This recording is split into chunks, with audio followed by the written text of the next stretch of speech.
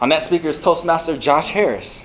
Last month, Josh Harris regaled us with an important story from his high school days. If you missed it, it involved selling pilot alvagas using fear.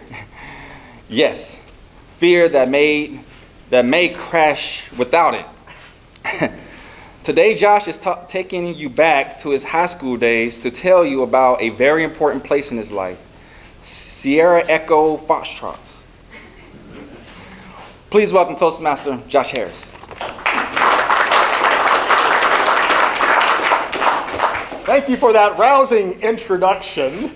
And it was selling avgas, aviation gas, to pilots for fear they might crash, in case we missed that little detail. Thank you so much. Fellow Toastmasters, welcome guests. Do you have a special place in your history? A location? Perhaps it's a home, maybe it's a church, maybe it's even a city or a block that meant a lot to you. Maybe one where you learned many lessons, maybe something you keep going back to or wish to return to. For me, there's one location, at least during my, say, pre-formative childhood days of high school, that was really important for my entire career. Some know it as Sierra Echo Foxtrot, or more colloquially, the Sebring Regional Airport, located in Sebring, Florida. See, when I was in 7th grade, my parents divorced, and we had to move out of Fort Lauderdale, this wonderful metropolis, with my parents who were part up in New York, and my dad doing all this great musical career and stuff. And I had to go with my mom to this small town. We were in technically Lake Placid, Florida area with the Sebring address. I went to school in Lake Placid, which was tiny compared to Fort Lauderdale. Luckily for me, the kids around the neighborhood were pretty friendly. And I got invited to join the Civil Air Patrol as a cadet. That is the civilian auxiliary of the United States Air Force. I had a strong interest in aviation as a young kid. And I was taken out for the first time to Sebring Regional Airport as a cadet, where I would learn leadership. I would learn responsibility, and even would get to fly with a pilot in a small plane we call our orientation flights. That was my first major lesson. It was confidence, it was leadership. These programs were great. I can tell you, if you're a parent, getting your kids into things that actually challenge them was huge. A few years later, following a very interesting job shadowing day, I did something maybe many of you think is common sense now, that maybe back then wasn't. Email follow-up with the person I did my job shadowing with, the executive director of the airport, of the Sebring Airport Authority. A day later, I was offered an internship. So my senior year, I started. Now, like I said, not a lot's going on in this town of Sebring, beautiful town. And I was now a young intern. I worked on financial matters. I would soon learn I'd be leasing T-hangers. On Tuesdays, I'd work at the fuel desk as a fixed base operator, and sometimes on the weekends too. This was my first business class or lesson. How to do scheduling on Microsoft. How to do all these cool things, even use a little bit of Excel.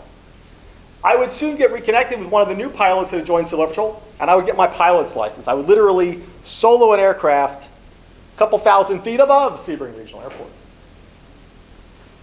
This lesson and this location is something I kept going back to. See, for me, I was a fairly nerdy young kid. And when I was in Fort Lauderdale, I thought I'd maybe just be some computer nerd. Carson, we have a lot of connections on this, right? I was in the high-tech magnet. Did anyone do magnet schools? Anyone know? Anyone have that experience? I'm not even sure if they still do that the same way. They do? Yeah. Wonderful, but it's like, there's the nerd kid. Send them to, send them to computer camp. Being ripped out of that was crazy. What I found for me was that I needed direction. I think I knew I was going to do something nerdy in my career path. Did I have any idea I was going to become a commercial real estate person all the way up to getting a PhD in finance in that field? No, I had no clue about that through pretty much the entirety of high school. And I will sometimes get this question. Actually, this is a common thing amongst people in real estate. How did you figure this out? Does anybody have that kind of, not about real estate, but you're like, someone ever ask you, like, how and why are you doing that?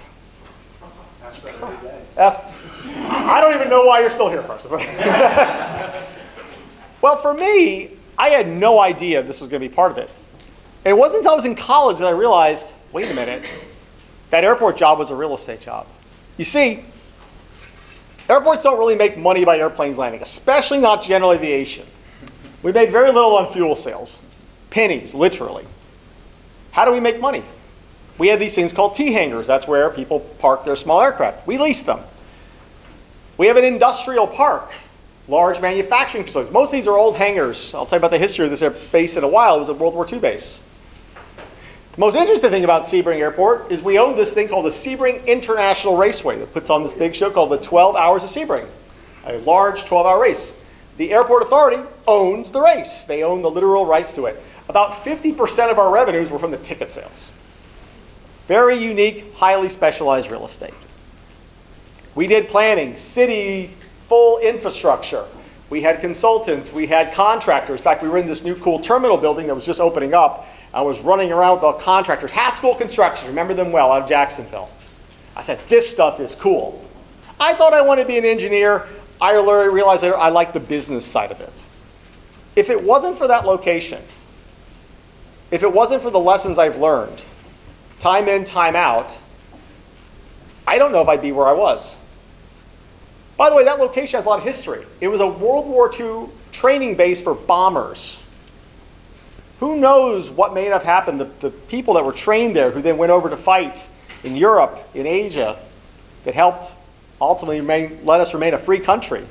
I'm agog just being part of such an amazing history. I believe it was divine orchestration. I believe that location, my timing, my purpose for being there was set by a higher power of which I do not fully understand, but fully believe in.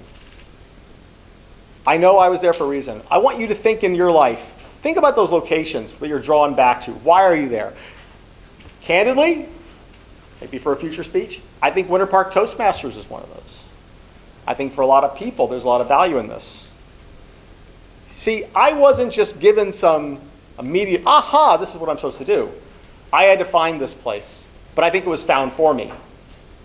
I was there. I learned what I had to learn. Years later, I'd realize it.